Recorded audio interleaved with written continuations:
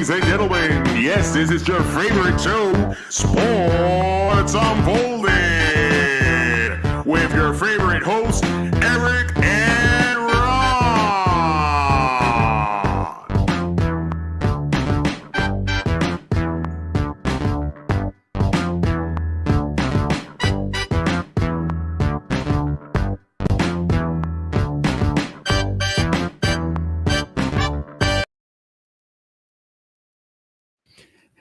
Hey, sports fans. Welcome to the best sports podcast on the planet, Sports Unfolded, where we cover all of the past week's top stories. I am your host, Eric, main man right over there. Ron, how are you tonight?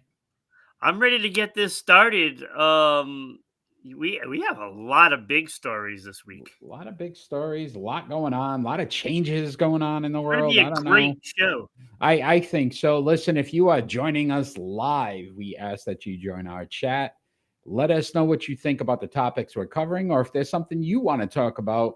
Doesn't necessarily have to be sports related, as long as it's not politics or religion. We'd be glad to talk to you about it as well. So join that chat. Let us know what you think. We also want to thank all of our wonderful listeners out in Dallas, Georgia, WDJY 99.1 FM on every Saturday, as well as WBOB 990 in Providence, Rhode Island, and SEC TV Public Access Channel 12 every Tuesday night at 10 p.m. We want to thank you all for your support. And we're going to tell you how you could also become a sponsor of our show later on. So if you're interested and you like what you're watching and you want thousands of eyes and ears on your business, you'll be able to get that information tonight and sponsor our show, or get it right now as well. So here's an opportunity for you to get your name all over the I always Sports take those Unfolded opportunities when they're given. 100%. We are on episode 15 of season 5, Gr8-95. No, it's just Gr8-95. Oh, the 8 is part of the... I see what you did there. Great. Okay. Gr8-95.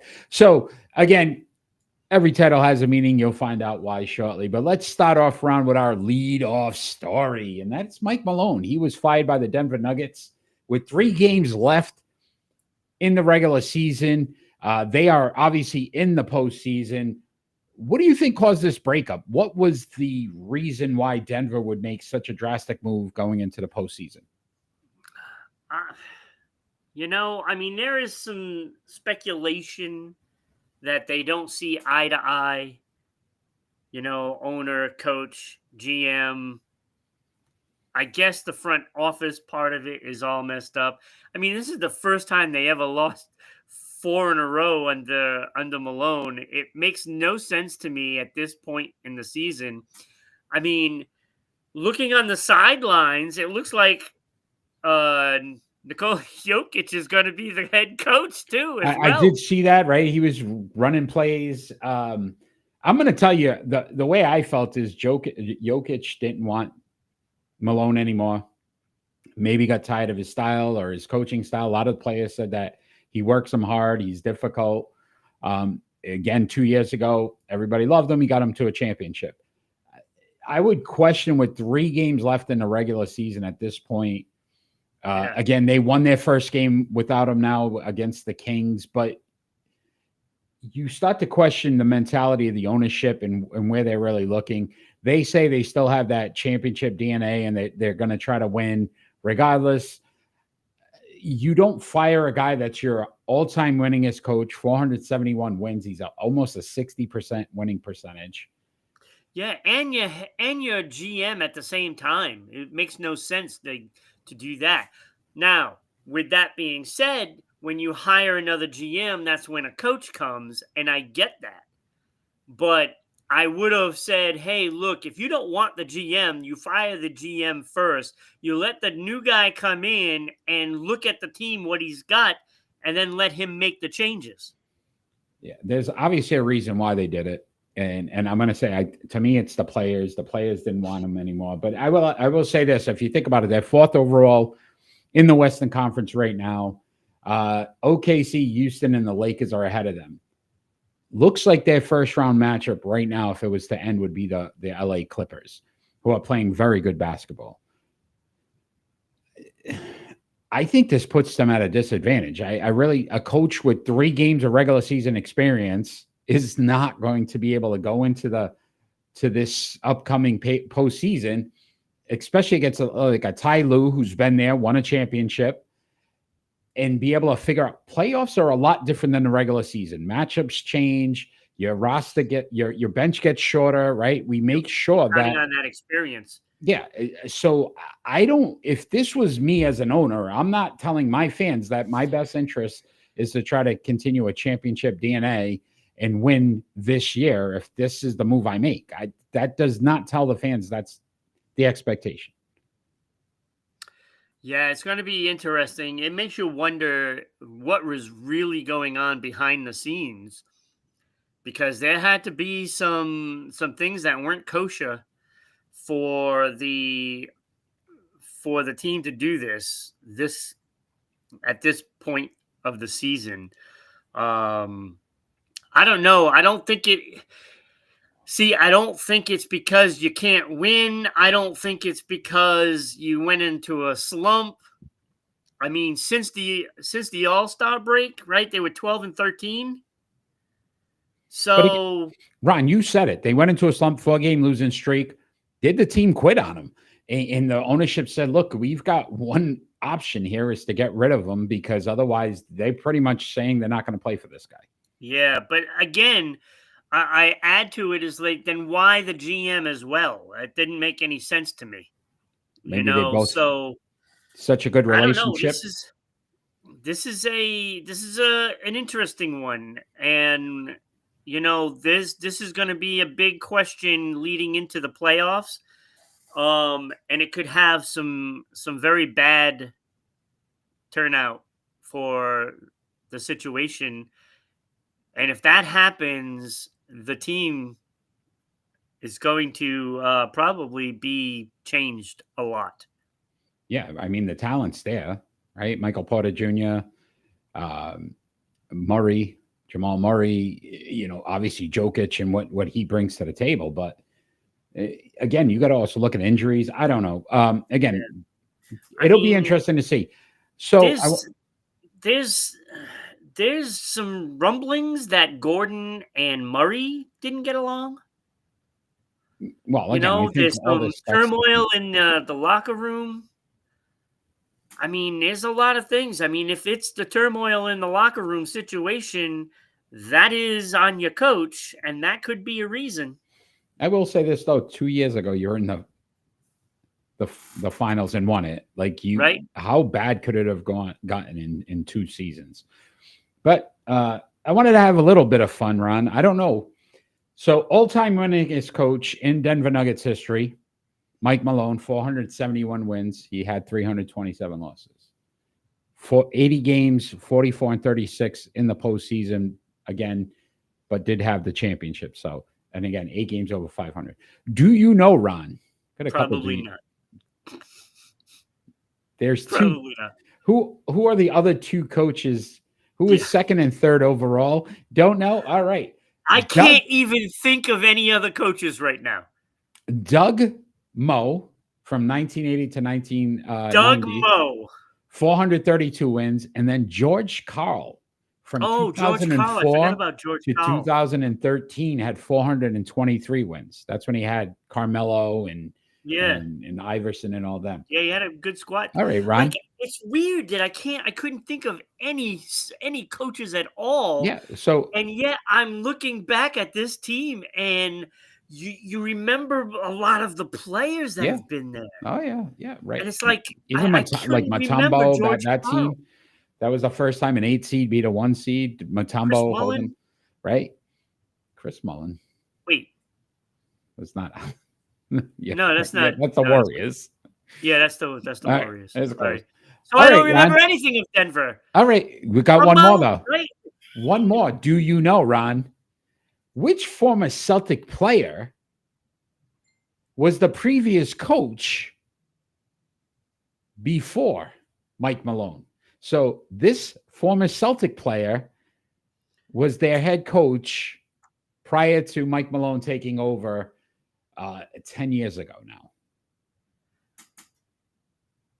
Wow, I feel like I'm gonna be. If you need stunned. another hint after, I could give you another hint.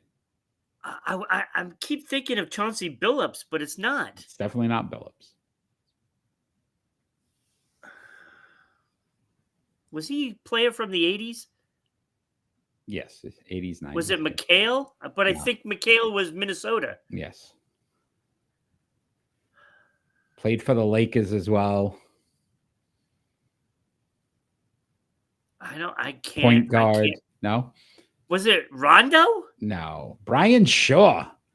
Oh, my Brian God, really? Shaw was the head coach for 2 seasons before Mike Malone took over, and obviously it's been a 10-year run.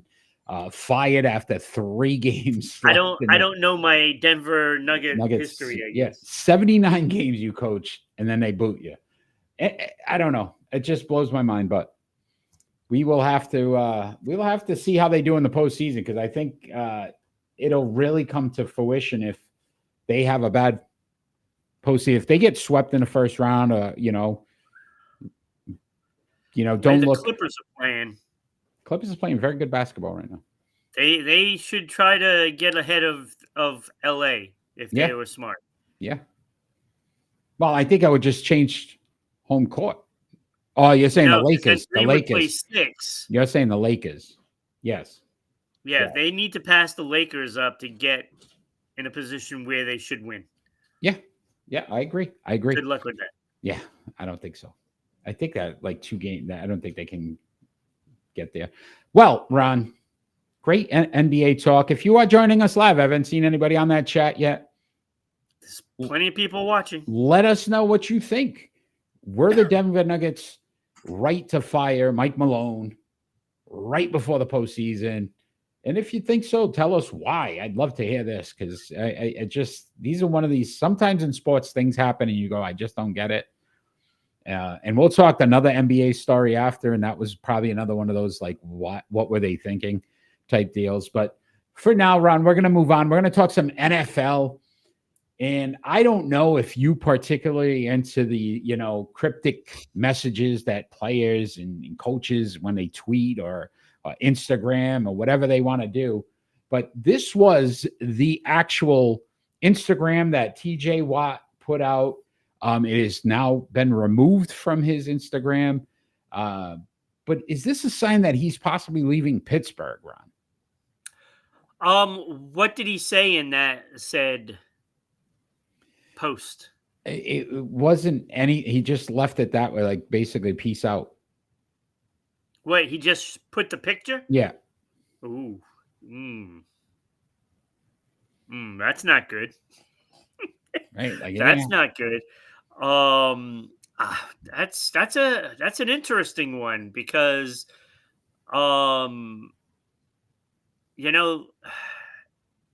don't know if there's a problem with TJ Watt.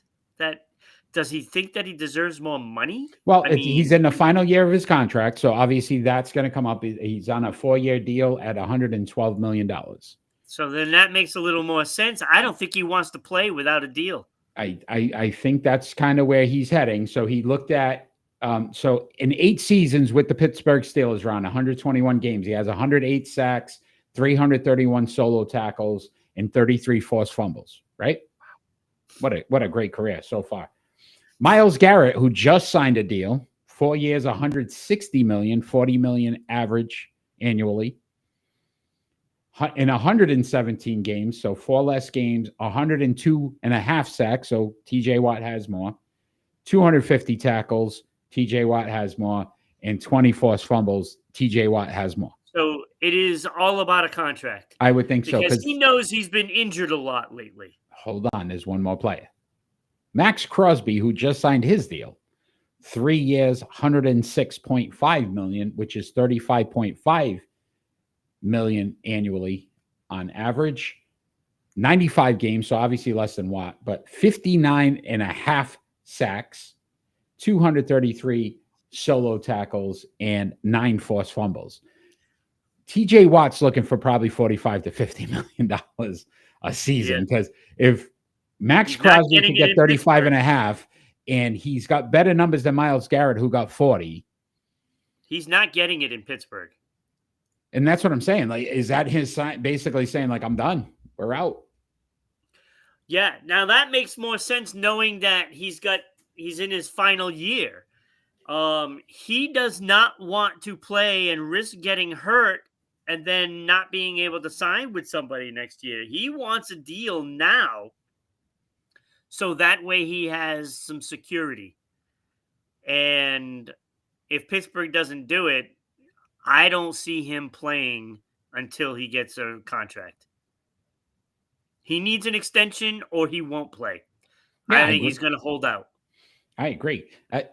So do you think these players really do try to send a message when they do this stuff? Like, a lot of people look into this. It appears so. Yeah. I think it's a clever post. So if I post on Sports Unfolded one day that same thing on a Friday, Ron, do you think that means, like, I'm done? I'm not coming back. How would you? That's what I'm saying. Is that what you would think? I would probably trade you to another podcast. Wow, that hurts. That hurts a little bit. That.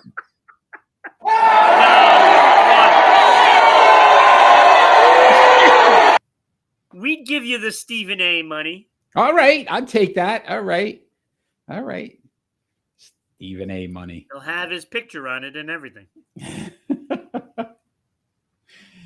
Does TJ Watt? Maybe we can get one of those. Maybe we can get one of those new Trump coins for you. Oh boy, yeah, please. I'll put it right up there. I got a little spot. Get a spot for it too. Yeah. Does TJ Watt leave Pittsburgh? I would say so. I think they're going to end up having to treat, because they're not going to give him that money. They're not going to give him $50 million. I wonder what is. Hold on, actually, I can do this right now. Go ahead. I'm going to see what their salary cap is right now. I wonder what they have for money. Yeah, but they just don't do that. They don't give the big bucks. They never have. Pittsburgh How many currently times has have we seen players walk because they don't want to pay them? $32 million. So I'm sure they could work something out. I'd be surprised. I just think because they only have $32 million. Yeah, but I'm saying I think that's going to Aaron. If you think about it, they pay less offensively. Defense is that what could be Pittsburgh, another reason why he wants. He may want out. Yeah, Aaron. They're like, oh, we might get Aaron Rodgers. Yeah, peace. I'm done. Get me out now. I don't want to be part of this mess. I could see that. Yeah, definitely. That makes a lot more sense. Aaron Rodgers is coming. Yep, I'm out. Or he's telling Aaron Rodgers, well, how about this cryptic message, Ron? If you come, I'm out. Like, maybe that's directed right to Aaron Rodgers. Like, it could be. Look, I wouldn't be surprised. Like, how many players must, think differently of Aaron Rodgers with all the stuff that he's pulled the last 2 years? When you look at that roster was built very well and should have been a playoff team. Yeah, New York. Yeah. Listen, and we know nowadays in sports, I heard a great story. I guess and I haven't watched it, but there's a Celtics series that's out right now that, and I think it's on Hulu. I'll get the information later. But I will say this, they were talking about the 80s and how much the players, because that's whatever the episode was, and how much the players hated each other. Like Detroit and Boston. It's not like today where all these guys dapping it up at the end. And stuff so it's the same in the NFL. So you can't tell me that these guys don't talk to each other and have these relationships out, even though they don't play for the same teams, that people may have told him, like, hey, listen, this guy's a problem. This guy is going to ruin your organization. And TJ Watt, with all the pride and what he's meant to Pittsburgh, might say, hey, I don't want to be a part of that. This might be a bargaining chip for him to say, listen, if you guys decide to bring him in, I'm out.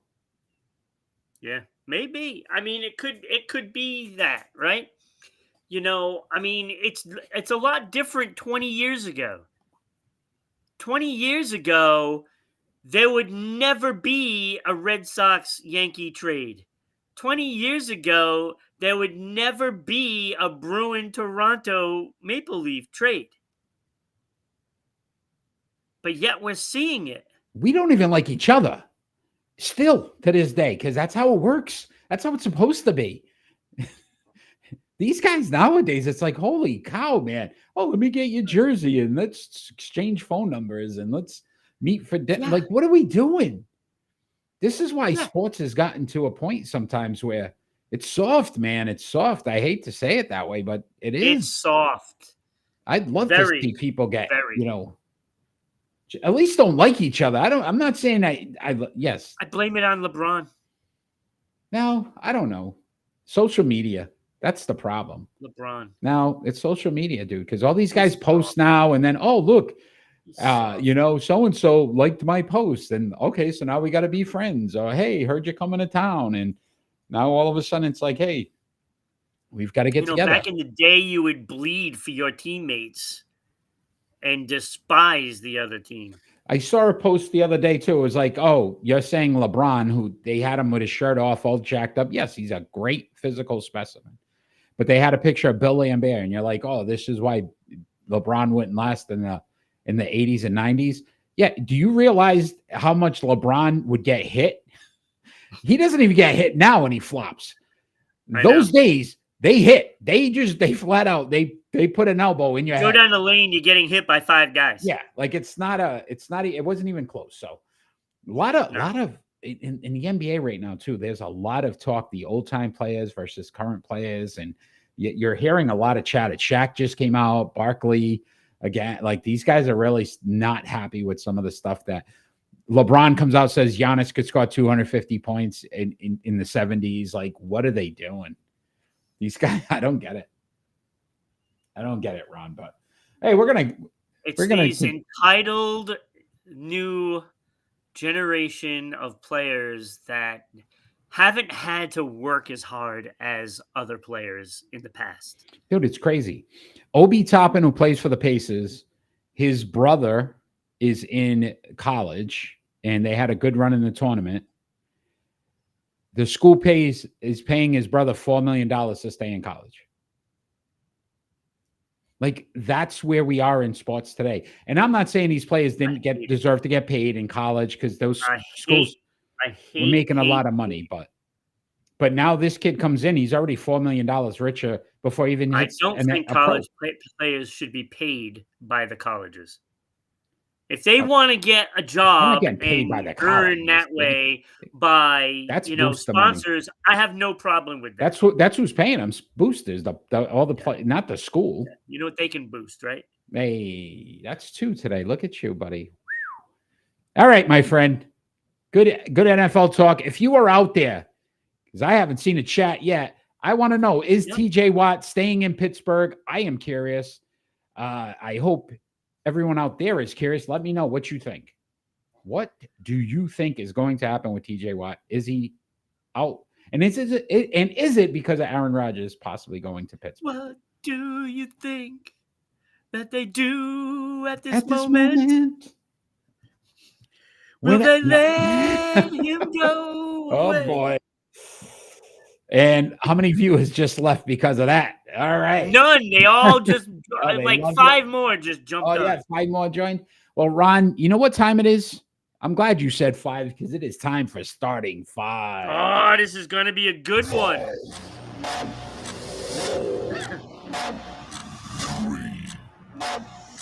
2, 1. This is for my boy Chakra. I said, you know what? Seattle market. I said, I'm going to do something fun. Let's have some fun. And we're going to do our starting 5 for the Seattle Supersonics. Obviously no longer around. Oklahoma City Thunder. Strictly the Seattle Supersonics. Not anybody that's on OKC. Not eligible. So we are going to have some fun. You are first this week, Ron. So I can't wait to have your honorable 5 mentions before your 5 starting 5. So Ron's starting 10. I definitely needed 5 honorable mentions. You're off. I could have done 7. I can't with you. Go ahead. Your honorable mentions. I'll sit here and sleep. Yeah, I could have had 7, but I did not put Tom Chambers and Nate McMillan in there. Okay. I have Nate McMillan in my honorable mention. He was the bubble of the bubbles. You know what? You're giving me bubbles. Ron, you know where you can put your bubble? My fifth. I cannot. My fifth. Come on. Honorable mention is Vin Baker. Okay. You just want to say names. I don't think you. I do. I like saying names. I have everybody ranked. I have them like 1 to 50. Okay. Oh, geez. What are your 45 honorable mentions, Ron? Go ahead. 45. Yes. My fourth honorable mention is the X-Man Xavier McDaniel. Made my honorable mention. He had to be in there for me. Yeah, absolutely. You know, he was. Him. Look, could you imagine him in this league? He was a bad. Oh my God. Yeah, he was a bad man. And listen, you know what ruined him? Going to the Knicks. He should have never went to the Knicks. But go ahead. Yeah. Xavier McDaniels, Nate McMillan, both on my honorable mentions. Honorable mention number 3, Fred Brown. May have made my list. My honorable mention number 2, Detlef Schrempf. Yeah, I didn't like his numbers. Honorable mention. I didn't like his numbers. Not for the Sonics. He was much better in Indiana. Yeah, I mean, he still put up 16.6 points, 6.3 boards, 4 assists, made it to 2 All-Stars, was an All-NBA. Okay. You know, those are pretty good numbers. Not bad. My bubble guy, and you're going to find this hard to believe, Sean Kemp did not make my top 5. Wow. I'm looking at the numbers, 16.2 points, 9.6 boards, 1.8 assists, 5-time All-Star, 3-time All-NBA, and he couldn't make my list. Something wrong with you. All right. The one honorable mention that you didn't mention that I have, Ray Allen. So Nate McMillan, Ray Allen, Xavier McDaniel were my 3 honorable mentions. All right. Well, it is time finally. Thank you, Ron. To get into our starting 5. So at number 5, who do you have? Gotta be thorough, Eric. Who do you have? My number 5 is Ray Allen. His numbers were fantastic. 24.6 points. 8 more points per game than Sean Kemp. Although I like Sean Kemp as a player. You know, I do. Probably my favorite Seattle player, but I didn't put him in the top 5.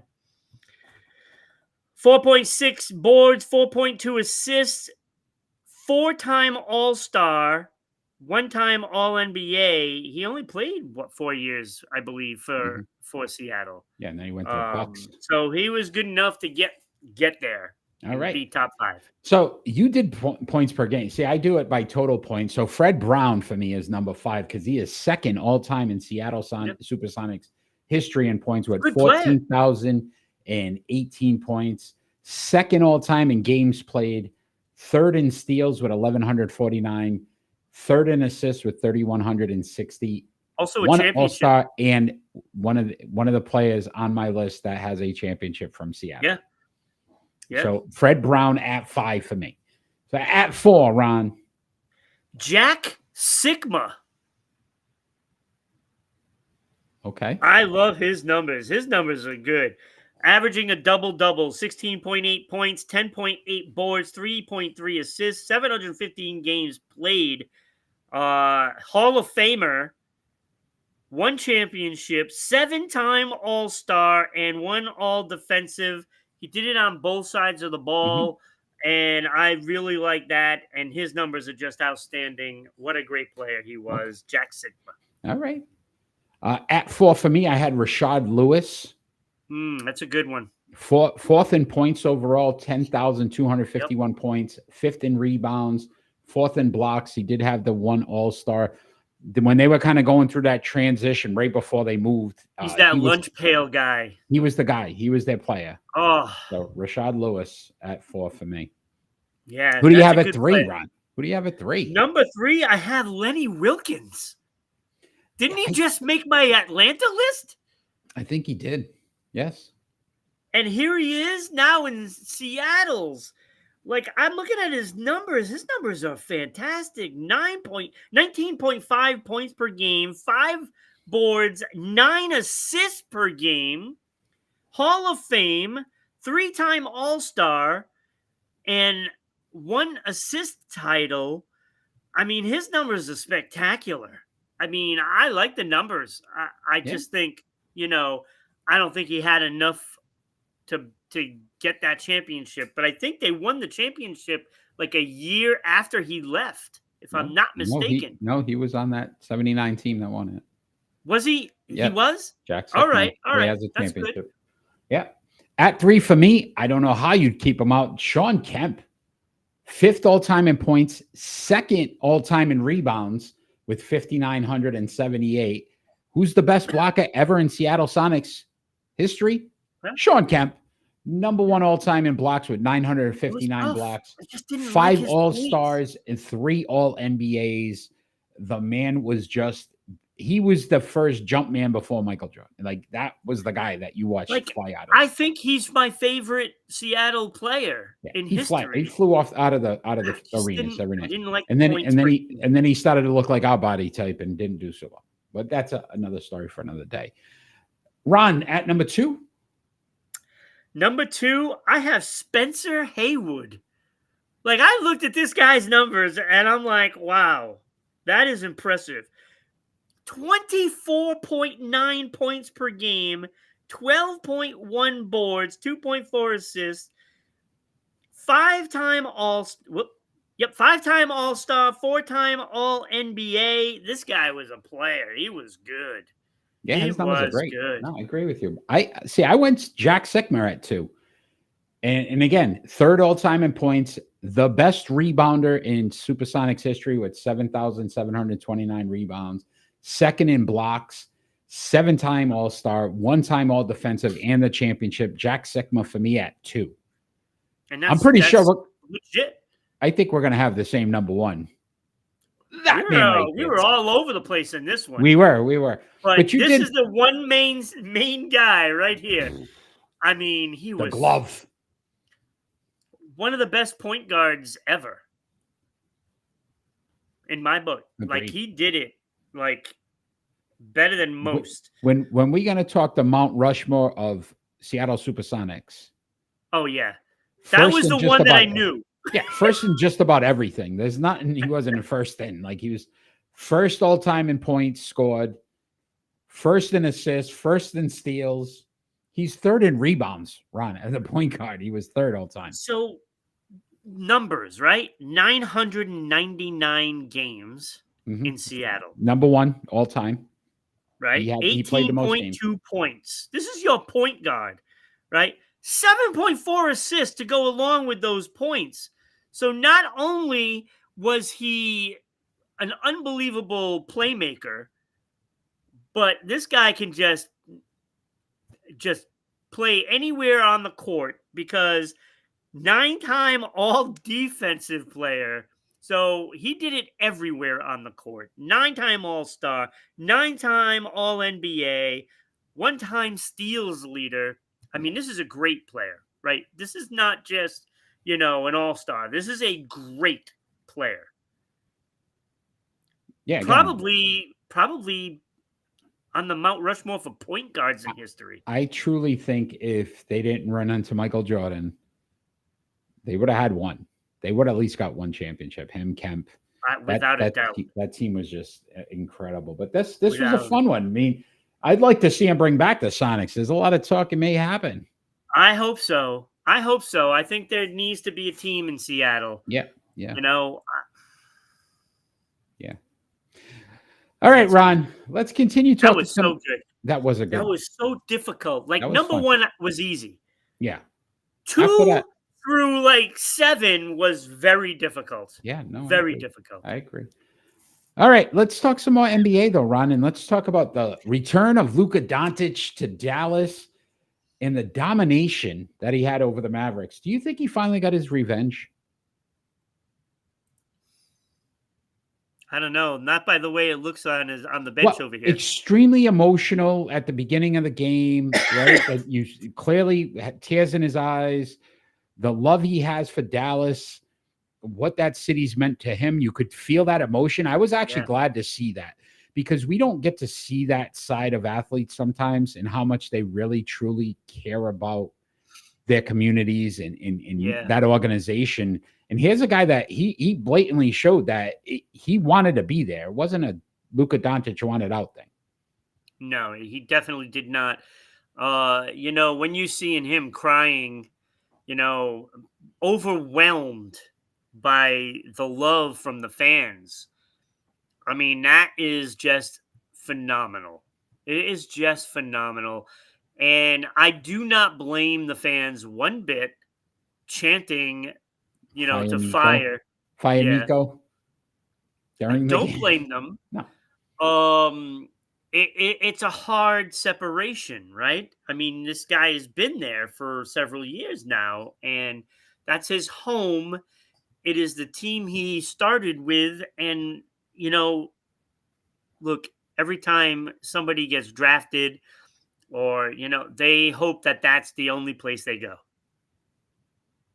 And we've experienced that all the time during playoffs, when people get moved from team to team, during the playoffs, for whatever reason.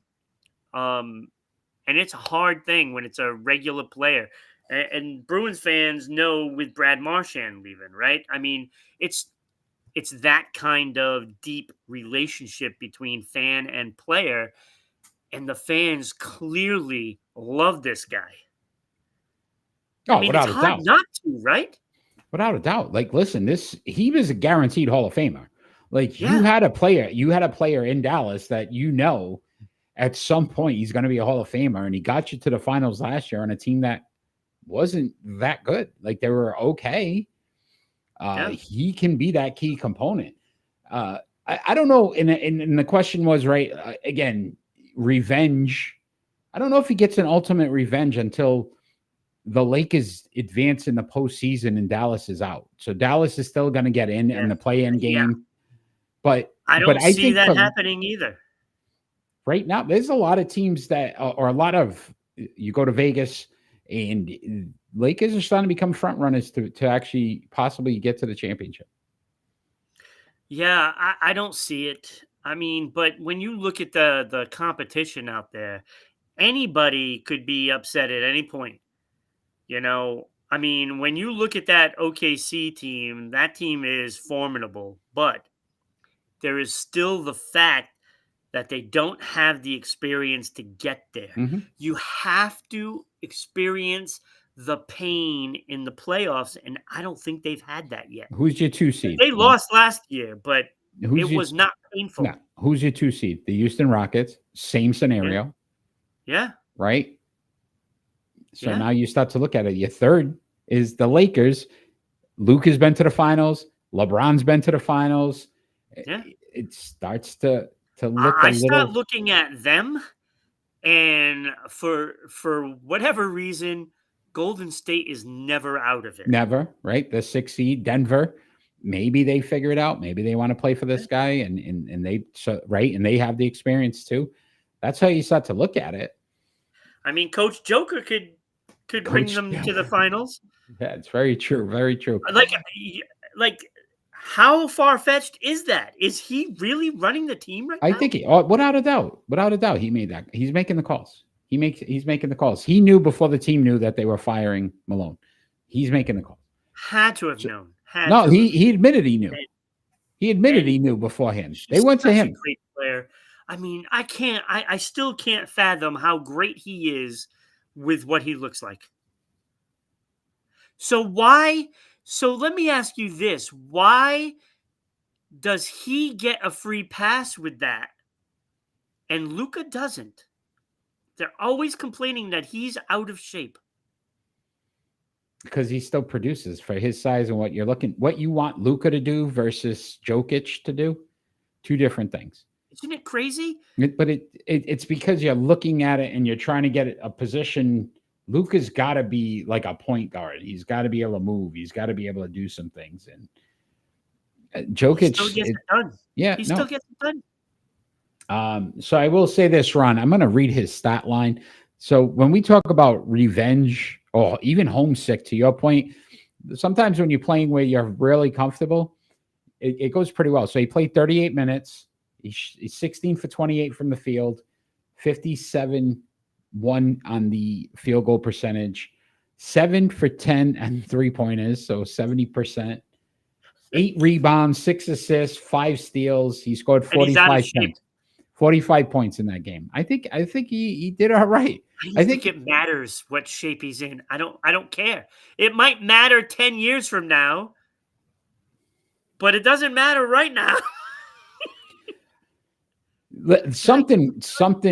Listen, you change ownership. I think Mark Cuban not being he's disgusted. Did you see him? Yeah, but I don't blame him. He knows, he's been in the league long enough to know. Like, you only get those handful of players that are that special. Mark Cuban would have never let that. He wouldn't have got, no, without a doubt, it wouldn't have happened. And I think that's what you see when you change ownership. That's why Boston. I mean, granted, there's some kind of, it's like years over time. Right. I worry about next season. No, but they said I guess they're saying now it's like it's not an instant takeover. It's like basically next 5 years this thing happens or something. It's something crazy. Yes. So it's not like next year. Keeping one guy on to teach them all the ins and outs. I don't know, Ron, but as soon as they figure it out, they're firing him. Wow. All right, Ron, let's talk some Major League Baseball. Fine. All right, easy. You're all over Trump today, huh? Major League Baseball. Well, he made a nice sweetheart deals for all these rich folks. Vlad Guerrero Jr., he signed a big deal to stay with the Toronto Blue Jays. Which side won in this deal? So it's a 14-year deal, $500 million. He stays in Toronto now till 2039. I don't even know if we'll be around then. So Vladimir clearly wins because, first of all, he's not in shape. He's never going to be in shape. You know, he's a little thick around the waistline. You know, is he going to be effective in another 5 years? That bat might be a little slow. I don't know. Listen, $500 million. This is going to sound crazy. Is a deal. That's a deal. You think about what Soto got, right? It's only like $75 million a year or something like that. So this is not a bad deal for Toronto, honestly. Oh, it's only. It's only. But I will say this, Ron, for the first time, it's nice to see a homegrown player stay with his team. He's going to finish his career Especially in one Toronto. city, right? Like, you don't see that small market team. Like, this was Toronto clearly won this deal because there was enough suitors out there that wanted Vlad Guerrero. There was enough teams that would have paid Vlad, especially $500 million. Yeah. You don't think a team like the Yankees, I know you're going to laugh, but Boston or one of them, they weren't going to pay $600-700 million for Soto, but they would have paid $500 million for Vlad Guerrero. That's a steal. Well, the Red Sox really wanted him, right? And I'm saying, if you told the Red Sox, you only got to pay him $500 million, they would have been on that in a heartbeat. Yeah. So this is a great deal for Toronto. It keeps him in Toronto, which I'm sure that's what he ultimately wanted to do, right? So now you think about his fan base and what he's going to mean. I thought that was a great thing because you don't see it anymore in sports. You always see these guys looking for the money. Yeah, and the fact is, you know, he's in today's standards in baseball, which is even absurd to even say. He took less money to stay with his team. And he's not going to be able to spend $500 million. He's not going to be able to do it unless he buys a baseball team. Or a really good sports podcast. Now, with that being said, he could end up buying the Toronto Blue Jays some point down the line. It would not surprise me. I'm surprised more players don't do this. Yeah, but you're talking billions. Billions. So his career, 3,199 at bats. He's batting 288 in his career, Pretty good. 920 hits, 160 home runs, 480 runs, 512 RBIs, 20 steals. He's not a burner. We already said that, right? OBP 363, slugging percentage 498. So I mean, he gets on the bag. He makes things happen. 4-time All-Star, 1-time Gold Glove, 2-time Silver Slugger. Great deal for Toronto. I think they cleared it one. is. I mean, he And I'm won happy in to one see it, aspect. to be honest with you. You know, I like that. I'm glad Toronto decided to pull the trigger and keep him. Yeah, I will say this, Ron, and maybe I'm a little bitter, but the man right back there, I'm still a little bitter. Like, I would have loved to seen him play for one team his entire career. Like, this gives Vlad, Yeah, I know. to your point, like an opportunity. If he can hit 500 home runs and it's all with Toronto, like, how great is that? Barry Bonds, right? But he was with Pittsburgh, then San Francisco. You know what I mean? It's like you don't get to see these guys just do it their entire career. You want a Carl Yastrzemski, you want a Joe DiMaggio, you want those guys to stay. You know, like Till the Cal Ripken Jr., the last 2-3 years of his career, not the same player, right? And he wasn't the Iron Man anymore after the streak was broken. He was missing games, but you still would not want to see him in a Chicago White Sox uni. Like, it wouldn't have looked right. Nope. It would have just been, it would have always stuck out to you as like, what the hell happened? Why? Yeah. So, no, really great deal. So I think both sides won in this. Absolutely. And the fans originally. won. The fans won. The fans did win. Right. Congratulations, Toronto. Right? Like, you got to keep your guy. You got a good player. Yeah. You got a good I'm player happy for them that's going to be at least at the top of his game for the next 5 years. Yeah. At least the 5. I think he's a little longer than that, but this guy, right off the cliff. All right. Ron, great MLB talk, but it is time for split decisions.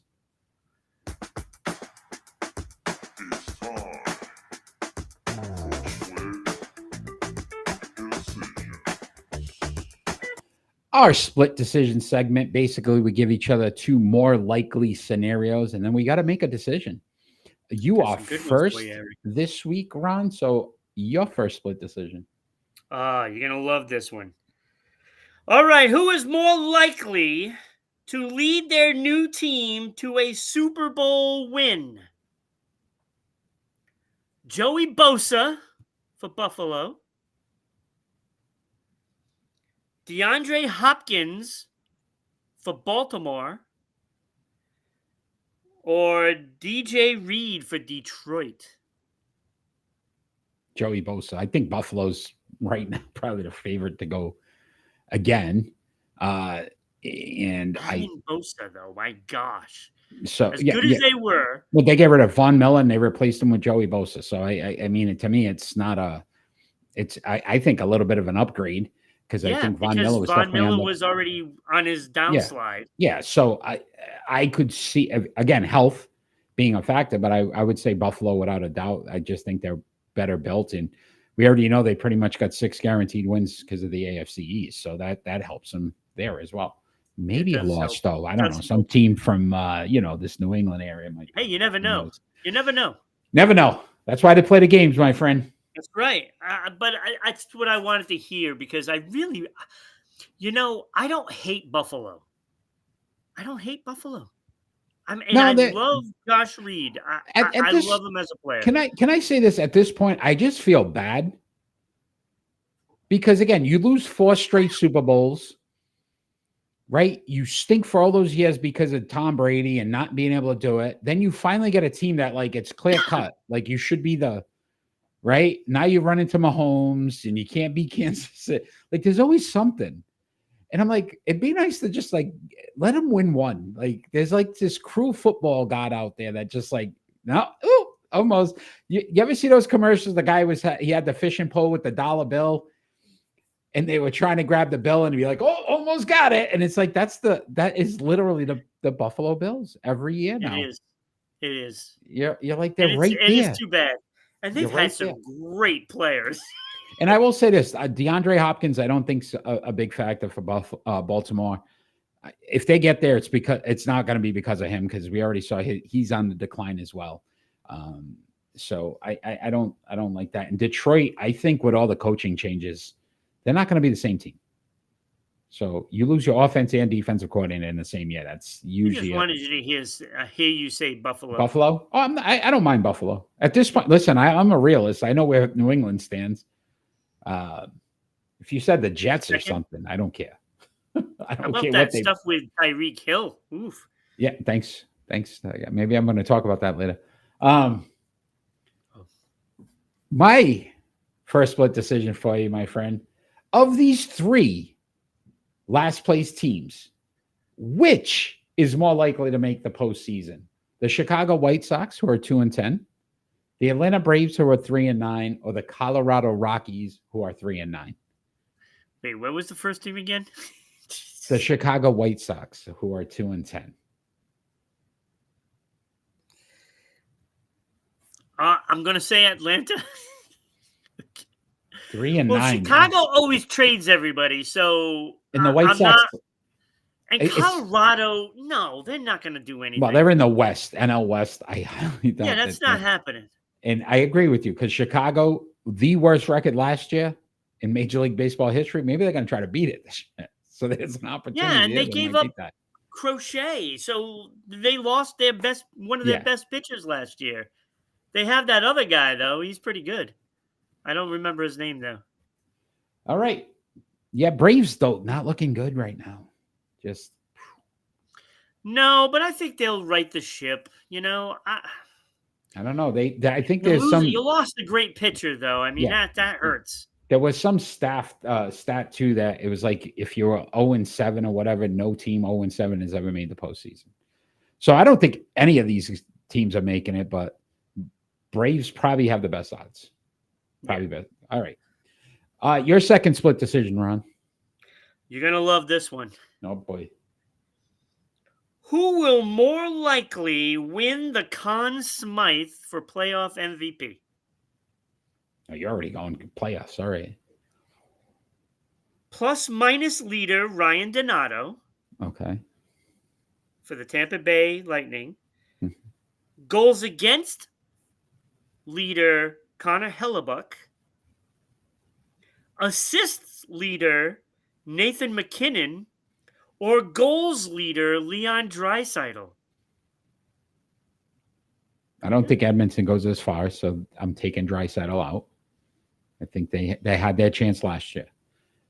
Tampa Bay, it's a tough one because the experience, but I don't think Tampa gets there either.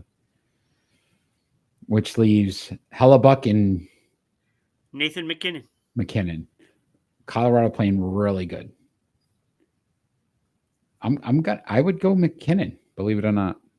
I'd say McKinnon. I think Colorado may make a run here in the West. Okay. And Winnipeg always chokes every year. Which is interesting because my second split decision is also NHL. Ron, who is more likely to finish as the NHL points leader? Nikita Kucherov, who has 116 points, or Nathan McKinnon, who has 116 points? Wow, that is so tough because they're both great players. I gotta say, though, it's gotta be. I would give it to McKinnon. Clean sweep for McKinnon here. Here we go, buddy. McKinnon. If you're in Vegas, put money down on McKinnon because we just both basically, right? So does this mean that Colorado's going to win the Stanley Cup? Did we just predict that? I think we may have. You know what we need to do, Ron, is an NHL playoff preview show. Yes, we do need to do that. That we haven't. Are you available at all? I'm sure I can make it happen. We can make Saturday morning. Happen. We can make it happen. We'll look at the timing. Afternoon. We'll look. All right, Ron. We're going to talk some more NHL here. And a record has been broken. Alex Ovechkin is now the all-time goal scorers leader at 895 goals. What do you think of his accomplishment? I think it's actually pretty incredible. because when you start looking at how you have to do it, in order for this record to fall, you have to play 20 years, averaging 45 goals a season. First of all, it's hard enough to play 20 years in the NHL. It is a tough game. You have to be pretty lucky with injuries, and you have to be durable. And apparently, this guy is very durable, and he is a pure goal scorer. Okay. Christmas card lost because this record's crap. How is this crap? Because his number is ridiculous when it comes to so I looked at it, Ron, and I said, okay, Ron, you're right. 1,488 games now, but it was 87 when he broke the record. Same as Gretzky. Awesome.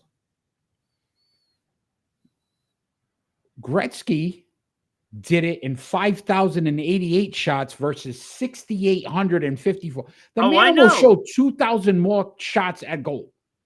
Yes, but it's garbage. I understand that. Look, even the time. Ron, if Ron shot this, if Gretzky shot if Ron shot the same amount of shots, he would have been. If Gretzky had shot the same amount of shots, 1,800 more shots, Gretzky would have had probably 1,500 goals. Come on. Like, come on. Look, I am not doubting that. I'm not doubting that. Gretzky is like 10 times the player as Ovechkin. He's the great one, right? He is the best all-time player. You can't even argue anything. And I don't care. Like, I always thought Mario was probably a better player, but you didn't stay healthy. You couldn't last. And that's a big part of doing this.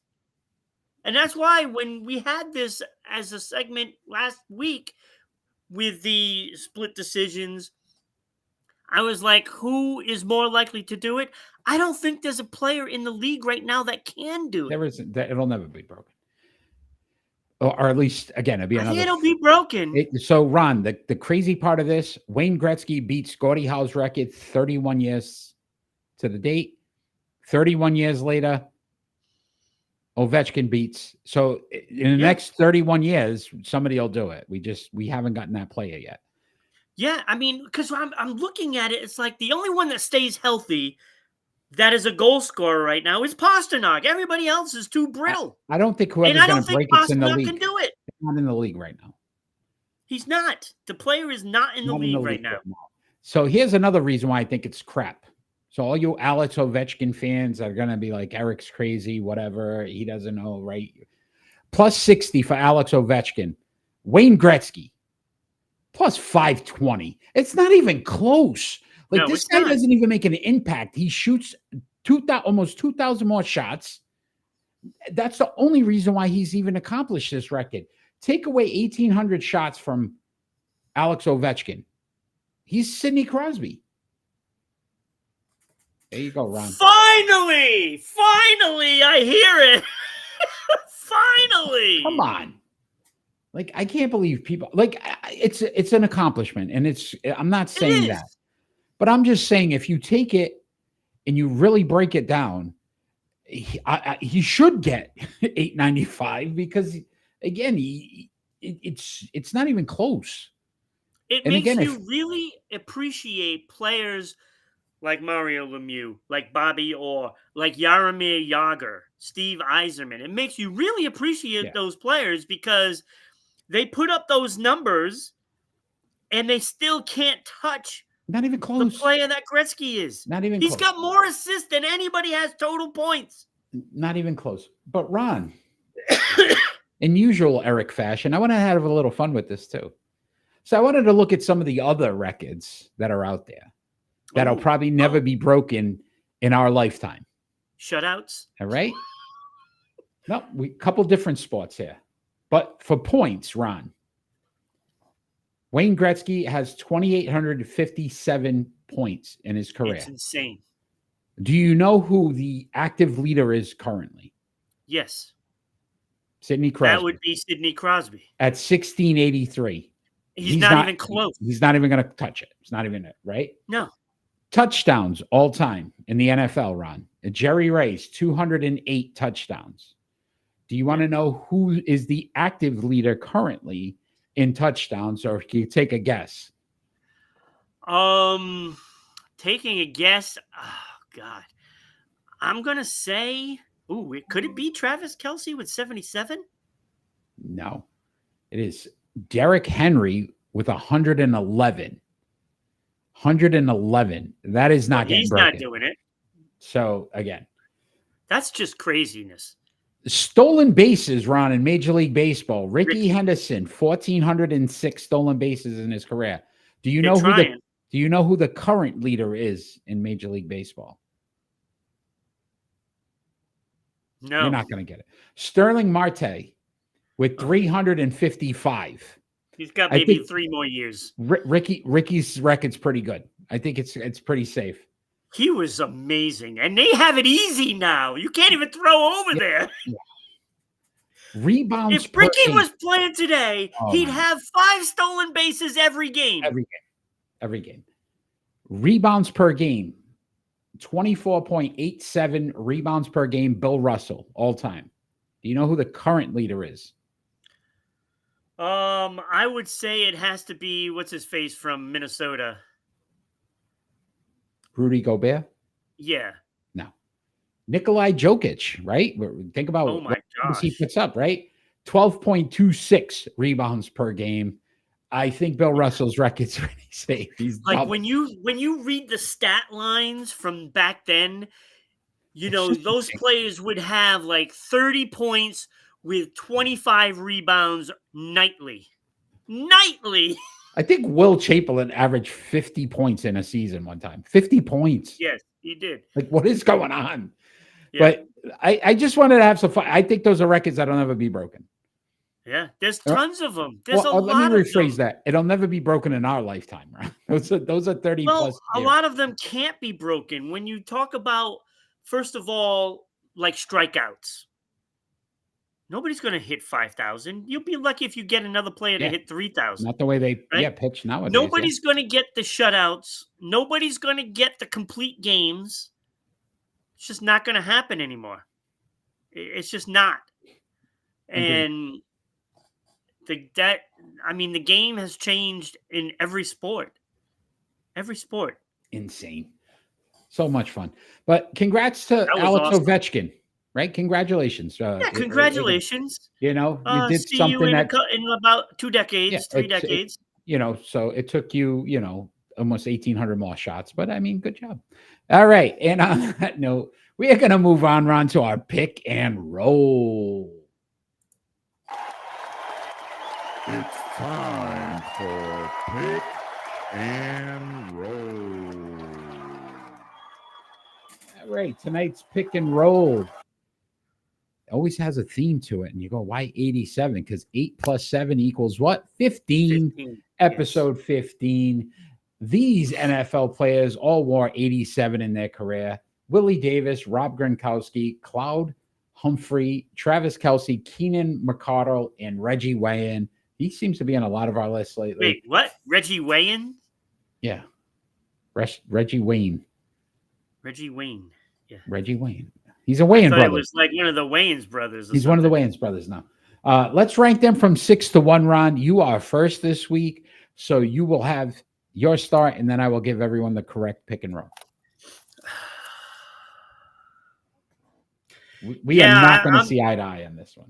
I don't think so. And if we do, that's amazing. Number 6, I have Keenan McCardle.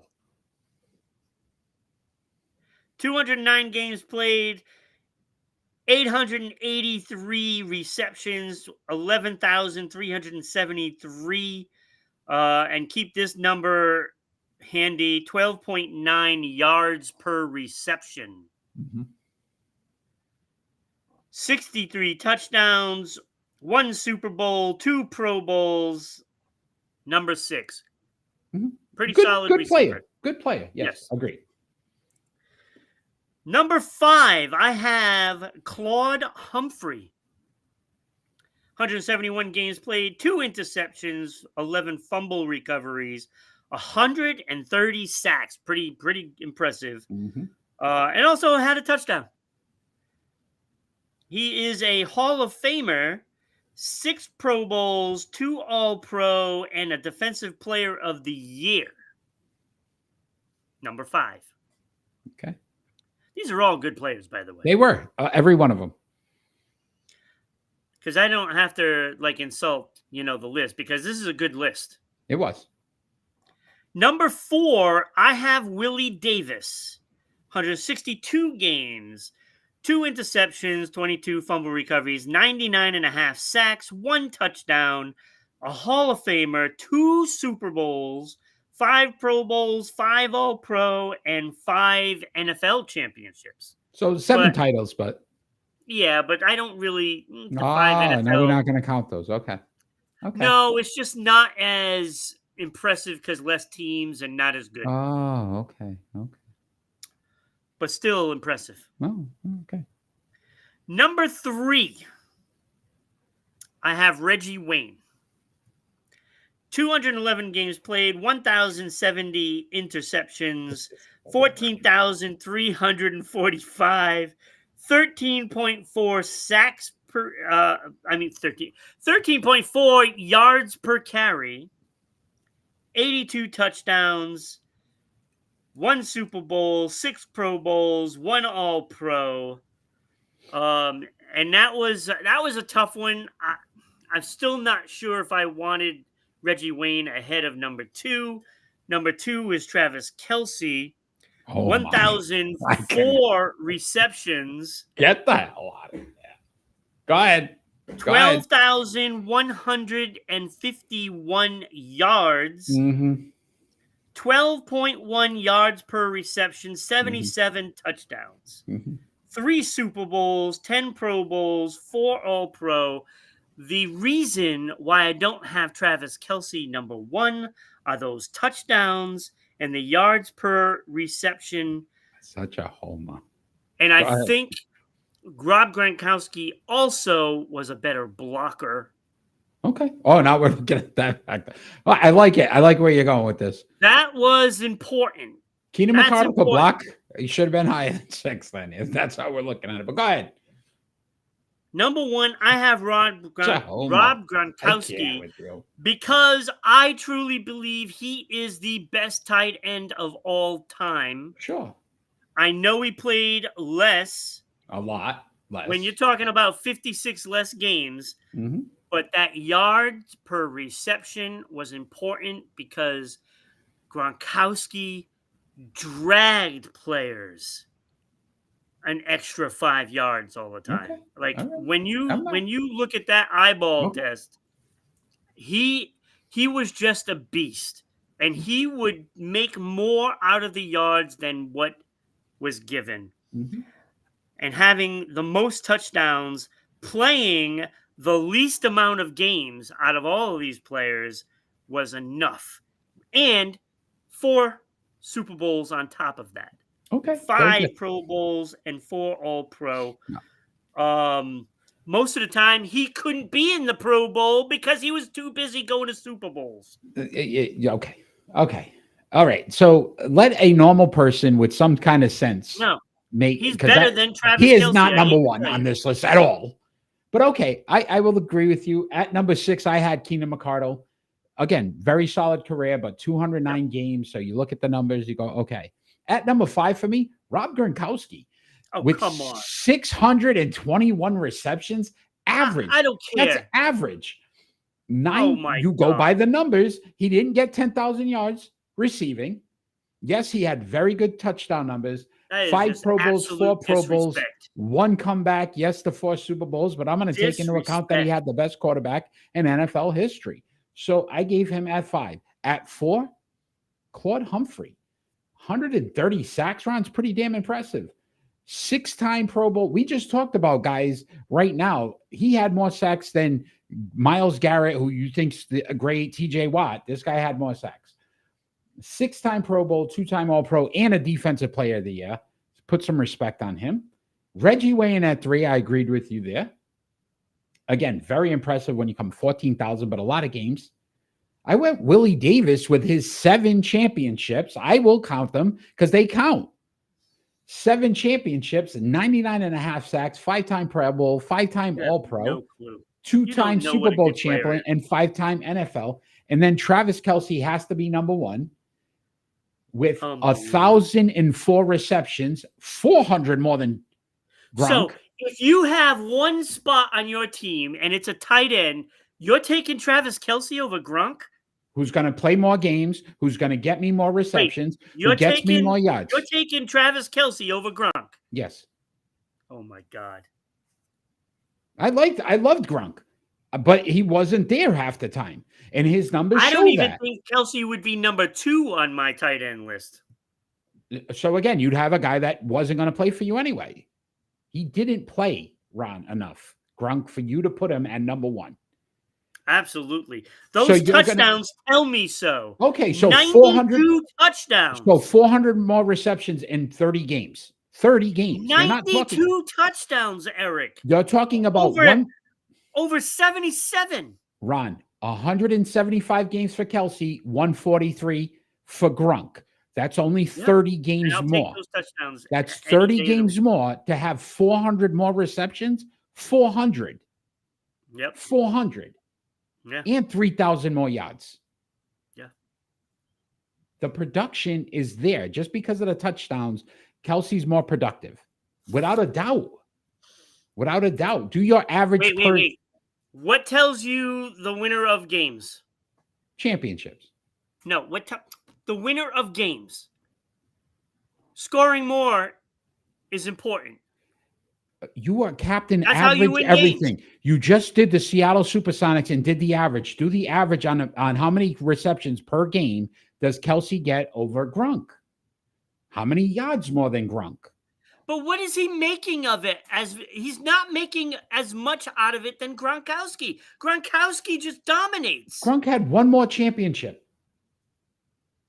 The same amount of All-Pros and 5 times more Pro Bowls. Right. That's fine. So you're off your rocker. No, you're the one that's off your rocker. You have him at homer. 5. You straight homer.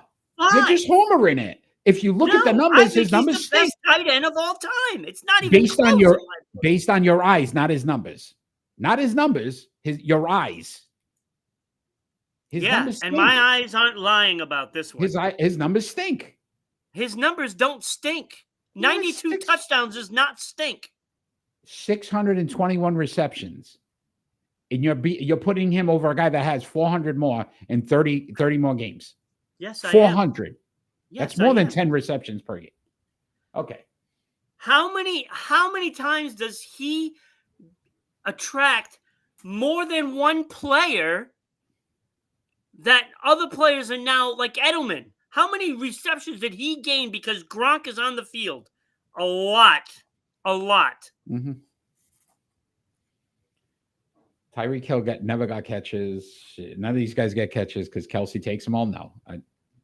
Kelce. He does take them all. That's why they lost. Because that's all they had. 3 championships. He won 2. That's why they lost against Philadelphia. They exposed Kansas City because they just force-feed Kelce. And that's how they lost. Sure. That's how they lost. And the other guys can't get it done. 400 more receptions. Yep. All right. I'll take Gronk over anybody. Okay. It's prediction time, my friend. And let's bring up that chart. That was a great week last week. 60-54, 60-55, 6-3 last week. Hugo chimed in with a 6-3, back to 500 there. And Chakra last week, right, got in there to 66%. If you are joining us live, let us know who you think are going to win these games. We will add your name to the chart, and you can see if you can beat us. You can win prizes based off of your ranking here. See how you do. So, gotta be the top dog. Top dog. So, Ron, with that, we're going to start off in the NBA, and we've got the Detroit Pistons at the Milwaukee Bucks, and that is on April 13th. What do you have?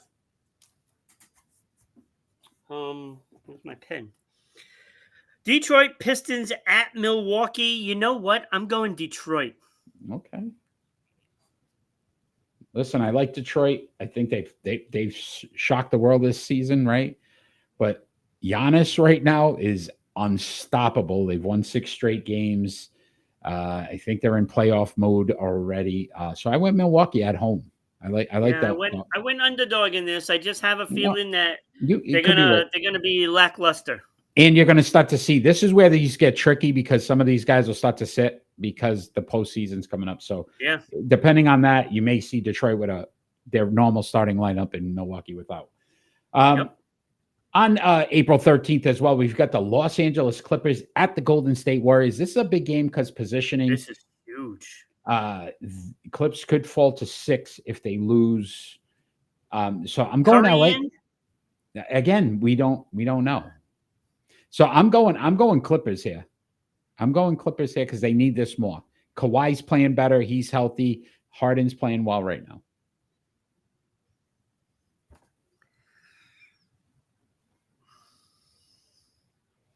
I'm going Golden State. I'm hoping that Curry is in for this one because this is important. They need to win this game to get into the top 6. They need this win.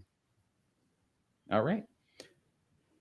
April 12th, Ron, tomorrow. You got the Colorado Avalanche at the Los Angeles Kings. Who do you have? This is another good one. I'm going Colorado. I think it's not likely NHL players sit out for any reason. So the best home record in the NHL, Los Angeles Kings have only lost 5 games all season. They're still making a playoff push too to make sure that they belong. I'm going the Kings here at home. If this was on the road, I'm definitely going Colorado. But at home, the way the Kings play there. We've already get 3 predictions. We're already up on all. Yeah, this has never happened. So we'll see if we continue here. On April 15th, got the Florida Panthers at the Tampa Bay Lightning. Again, we're talking about positioning. I think both these teams are a point. It's going to say who's going to have home ice. So. And I'm going to go with Tampa Bay on this one at home. I'm going to, because it's that close. Yeah, I went Tampa Bay as well. I think there's, to your point, the experience in Tampa Bay. Florida's still trying to work out some of these trades. So it could come back to bite them. All right, we got Major League Baseball, Ron. The Chicago Cubs, who are in first place, 9-6 at the Los Angeles Dodgers, 3-game series. So obviously somebody's going to win at least 2 or 3. Life, back to reality. Dodgers are in third place right now. Yes, and reality is going to strike, and LA is winning that series. Okay, I went Cubs here. You know who scored the most runs in Major League Baseball? Yep, Chicago Cubs. 90-something runs. Like they are dominating right now, so I think they can do this. They're a guy that's 3-1. He's got an ERA that is like 5, and they're still winning. But Crazy. That's going to end. Okay. April 12th, Major League Soccer, the Austin Football Club at Vancouver Whitecaps Football Club. I went Vancouver at home here, and I like teams that have names. I think I've done. Yes, they actually have a name. They actually have a name, and I went with Vancouver too. I'm just thinking back to when they were like vying for like the championships. Yeah. So, I think they're a good team. I think it's a solid franchise, and I think they're going to win that game. DC Defenders at the St. Louis Battlehawks on the 13th round. UFL action, United Football League. What do you have? Both these teams are 2-0. Yeah. I'm going to go Battlehawks at home. I think that's going to help them. So I went with home team on that. I think that makes a big difference in the UFL. Yeah, agreed. I went Battlehawks as well. Actually considered right now the favorites to win the whole thing. So playing really well. All right, Ron. Not kind of my Stallions out. April 13th, this Sunday, the Ford City 500 in Bristol. We need a top 5 driver. last week we picked number 3. We all had the same driver, so great job to us. I think that's like 4 straight top 5 drivers that we've picked. So looking forward to getting another one here. Yeah, I'm going Christopher Bell. He's Okay, good one. been racing great this year.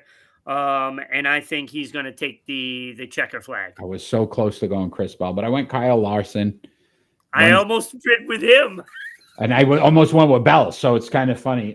So we'll see how that turns out. But I think one of those two are definitely going to be in the top 5 for sure. Hopefully one of them wins it. I think both of them are going to be in the top 5. Hopefully one of them wins it. But let's, Ron, before we get into our final thoughts, let's talk to everybody out there about how they can become a sponsor of Sports Unfolded, get their names all over our show, and get thousands of eyes and ears on their business. Yeah, the first thing you need to know, Eric, you can sponsor the show. Your ad will be here. We will read the ad, so not only will people see it, but it will be heard on the audio version for Spotify, Amazon, Red Circle, and many more. So send us an email at ribroadcasting.media@gmail.com. We can send you out the media kit, and all the information that you'll need to know is on there. And Eric, like I say all the time, it's like going to your local coffee shop and buying a hot coffee today, because it's been a little chilly around here lately. New England's a little buying cold. a hot chocolate or a hot coffee, and you can pair it up with a nice glazed donut, whether it's chocolate or a plain glazed. Get both. Why not? It'll still cost less than that if you even throw in the extra donut. Yeah, listen, we'd love to have people sponsor us, support our show, like, share, follow as well. All our social media platforms, from Facebook, Twitter, Twitch, YouTube, MeWe has been great for us as well. So again, tell your friends. We're on every Friday night at 6 p.m. Eastern Standard Time.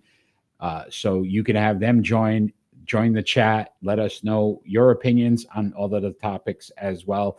And our prediction segment, where you can also get your name and see if you can beat one of us to win some prizes. But Ron, with that, it is final thoughts time. And our final thoughts don't necessarily have to be about anything sports related. It could be about anything going on in the world today.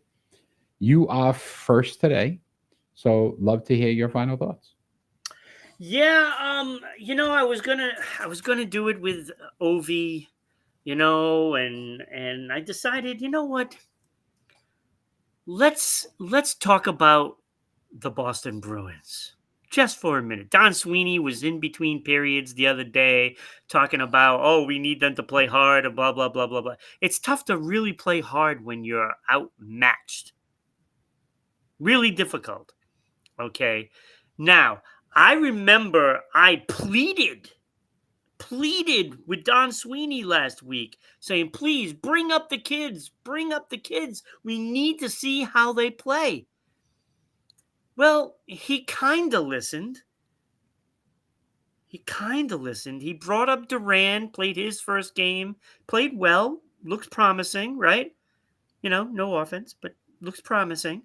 Minton is up. The guy they got from Toronto in that Brandon Carlo trade, he looks really good. So that is promising. And Lysell has turned it around, and his last 3 games, he's really starting to show some good skill on the offensive side of the game. And when it comes to that defense, Lowry is got to be the worst player in the league right now. He hasn't learned a thing all year long. Hasn't learned anything. Every game, he gives up the puck at least 4 or 5 times. He is a train wreck in their own end. Train wreck. But Donnie, why haven't we seen Patra up here?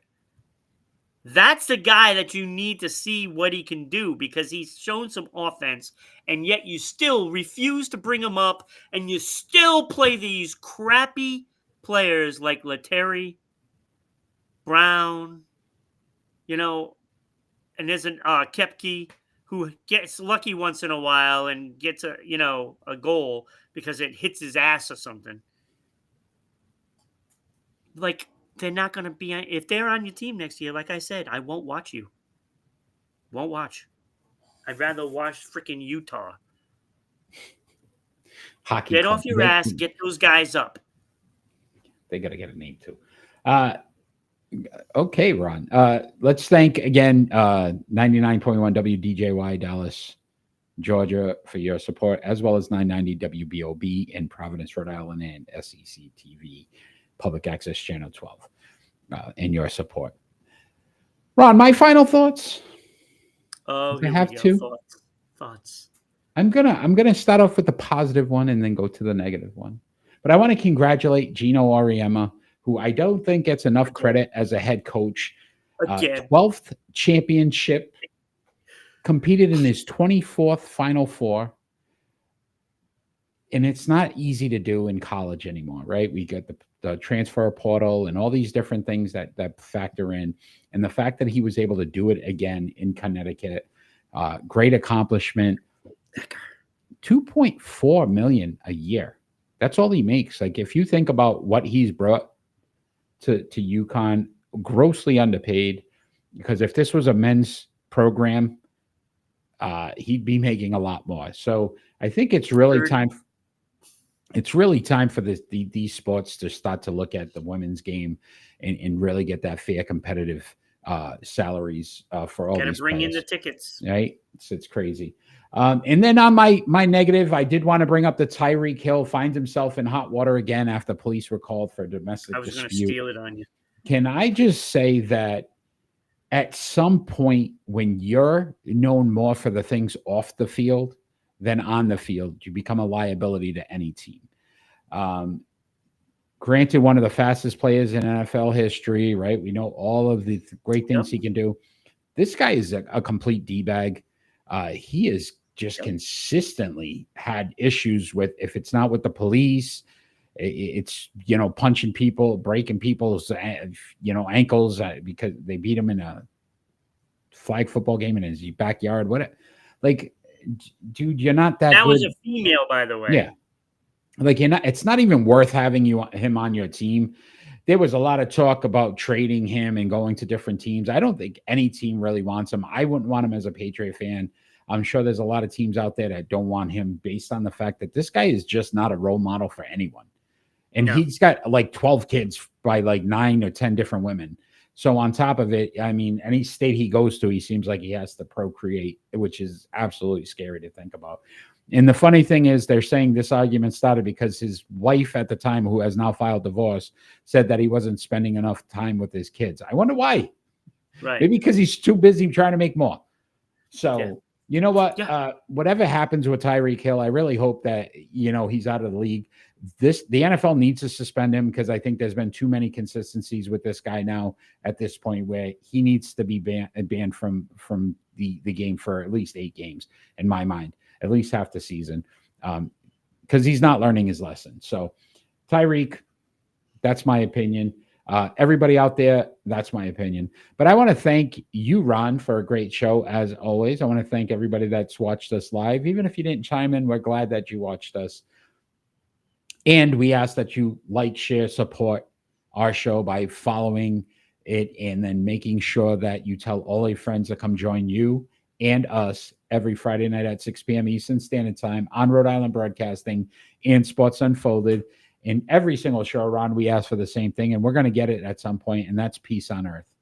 Have a great night, everybody.